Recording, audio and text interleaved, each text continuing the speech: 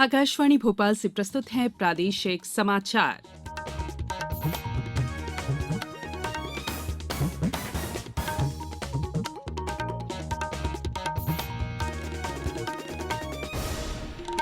नमस्कार, समाचारों के साथ मैं संयुक्ता बैनर्जी।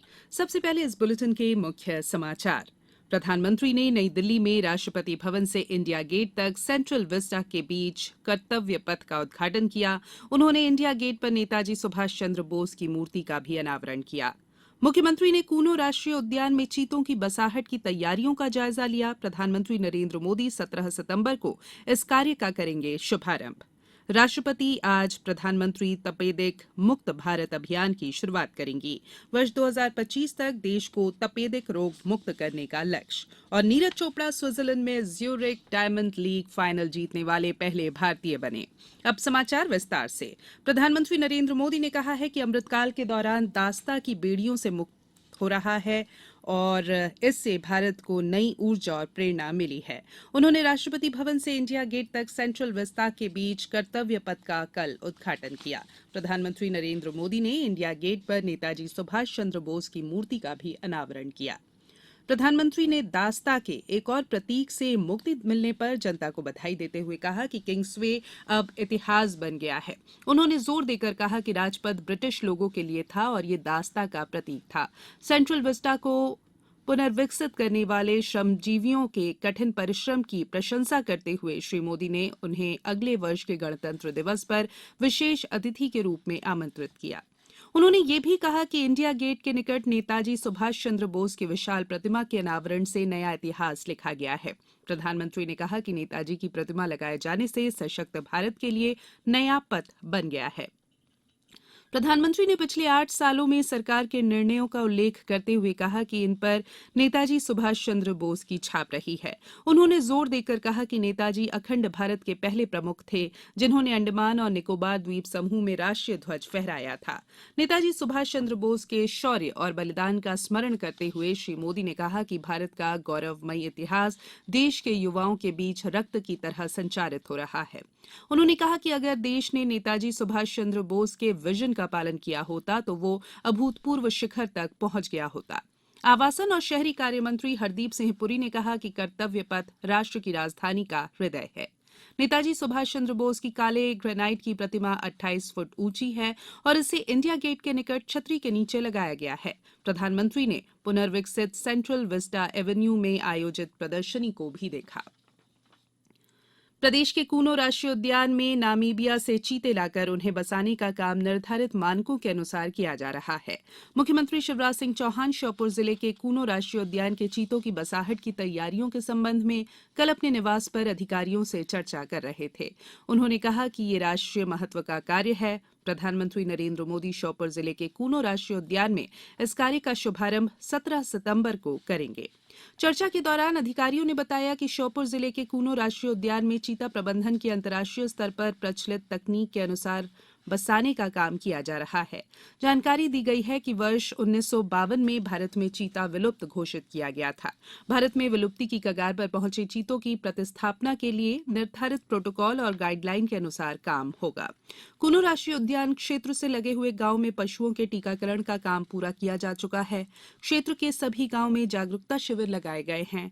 यहां चीतों के रहवास के लिए अनुकूल परिस्थितियों का विकास किया गया है। चर्चा के दौरान मुख्यमंत्री श्री चौहान ने प्रधानमंत्री की यात्रा की तैयारियों से जुड़े सभी पहलुओं की जानकारी भी प्राप्त की। ब्रिटेन की महारानी एलिजाबेथ द्वितीय का 96 वर्ष की उम्र में निधन हो गया। वे 70 वर्षों से भी अधिक समय तक ब्रिटेन की महारानी रहीं। 1952 में राजगद्दी संभालने के बाद उन्होंने व्यापक सामाजिक परिवर्तन किए। उनके पुत्र चार्ल्स तृतीय ने कहा है कि एलिजाबेथ द्वितीय के निधन से दुनिया भर में शोक की लहर है। उनके निधन पर ब्रिटेन में सभी सरकारी कार्यक्रम रद्द कर दिए गए हैं और राष्ट्रीय ध्वज आधा झुका दिया गया है। महारानी एलिजाबेथ के निधन पर दुनिया भर के नेताओं ने शोक संवेदना प्रकट की है। प्रधानमंत्री नरेंद्र मोदी ने ट्वीट संदेश में कहा कि एलिजाबेथ द्वितीय को मौजूदा समय की महान हस्तियों में गिना जाएगा। उन्होंने ये भी कहा कि महारानी एलिजाबेथ सार्वजनिक जीवन में मर्यादा और गरिमा की प्रतीक थी और वे अपने देश और जनता के लिए प्रेरणा का स्रोत थी। श्री मोदी ने 2015 और 2018 में ब्रिटेन की यात्रा के दौरान एलिजाबेथ द्वितीय से हुई मुलाकात को याद किया। France, Canada, Germany, New Zealand, Australia, Israel, रूस, गैबोन के शासनाध्यक्षों और राष्ट्राध्यक्षों ने भी महारानी के निधन पर शोक व्यक्त किया है। महारानी एलिजाबेथ के करीब 70 वर्षों से ताज के उत्तराधिकारी 73 साल के राजकुमार चार्ल्स अब ब्रिटिश सिंहासन पर बैठे हैं। उनकी मां महारानी एलिजाबेथ द्वितीय 1952 से 2022 तक महारानी बनी रहीं। ये समाचार आप आकाशवाणी भोपाल से सुन रहे हैं। हमारे समाचारों को अब आप कभी भी और कहीं भी अपनी सुविधा के अनुसार सुन सकते हैं। ये समाचार बुलेटिन यूट्यूब, ट्विटर और फेसबुक पर AIR न्यूज भोपाल पेज पर सुने जा सकते हैं। इसके अलावा आप हमारी वेबसाइट newsonair.com पर या AIR न्यूज ऐप पर भी समाचार सुन सकते हैं। ब्रेक के बाद बुलेटिन में एक बार फिर आप सभी का स्वागत है। राष्ट्रपति द्रौपदी मुर्मू वर्ष 2025 तक देश से तपेदिक उन्मूलन के मिशन को पुनर्जीवित करने के लिए प्रधानमंत्री तपेदिक मुक्त भारत अभियान की आज वर्चुअल माध्यम से शुरुआत करेंगी।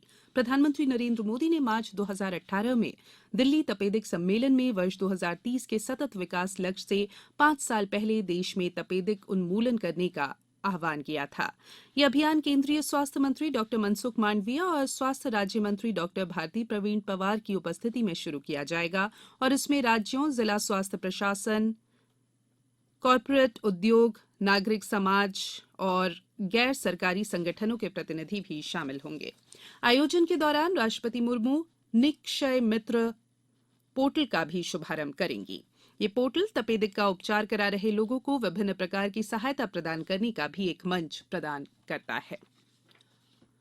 टोक्यो ओलंपिक में स्वर्ण पदक विजेता भाला फेंक खिलाड़ी नीरज चोपड़ा स्विट्जरलैंड में ज्यूरिख डायमंड लीग फाइनल 2022 जीतने वाले पहले भारतीय बन गए हैं। नीरज चोपड़ा ने कल रात दूसरे थ्रो में 88.44 मीटर भाला फेंककर डायमंड लीग ट्रॉफी जीत ली। चेक गणराज्य के ओलंपिक रजत पदक विजेता जैकब वॉल्टलेज 86.94 मीटर के सर्वश्रेष्ठ थ्रो के साथ दूसरे स्थान पर रहे।